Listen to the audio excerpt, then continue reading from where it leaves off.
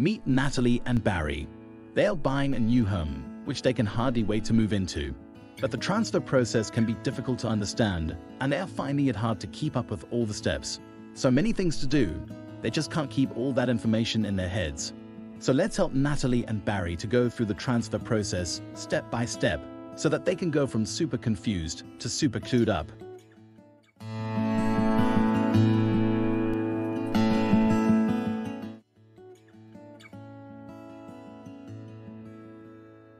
Once the agreement of sale has been accepted by the seller, LWP Properties will send a copy of the agreement of sale to the seller and the purchaser.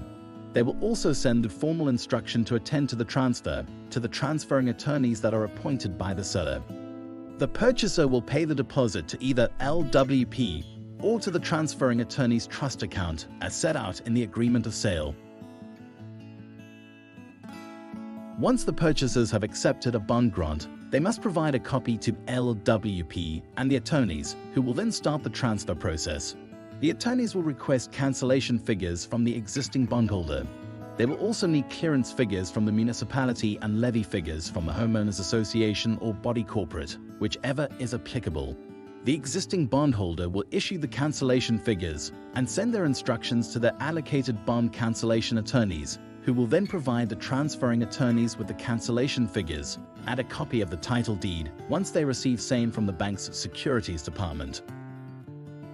The transferring attorneys should, at this stage, be in receipt of the seller and buyer's FICA documents, and on receipt of the title deed, they will proceed to draft the transfer documents for signature by the seller and purchaser, as well as prepare the draft deed, which will then be sent to the bond attorneys together with the guarantee requirements. The bond attorneys will, upon receipt of the draft deed and guarantee requirements, prepare their documents for signature by the purchaser. The transferring attorneys will contact both the seller and purchaser to arrange appointments for the signature of the transfer documents. The bond attorneys will contact the purchasers to arrange an appointment for the signature of the bond documents. The seller and purchaser will be requested to take their original FICA documents with them to the attorneys when attending their offices to sign the necessary documents.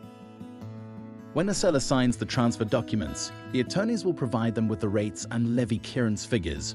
They will then request for the seller to furnish them with payment of the amounts due to council and the homeowners association or body corporate.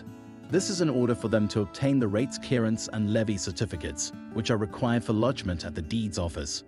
They will also offer assistance from a rates consultant to assist with the closure of their utility accounts after the transfer has been registered. Upon receipt of the requested amounts from the sellers, the attorneys will attend to the necessary payments due to council and the homeowners association or body corporate. The sellers will also be requested to furnish the transferring attorneys with copies of the required compliance certificates that are applicable for their property, namely electricity, gas, and electric fence. Upon receipt of these compliance certificates, the transferring attorneys will forward a copy of all the certificates to the bond attorneys, who will submit them to the bank. Upon signature of the transfer documents by the purchaser, the transferring attorneys will request payment of the transfer costs. This will enable them to attend to the payment of the transfer duty due to SARS. They will then be able to obtain the transfer duty receipt, which is also required for lodgement in the deeds office.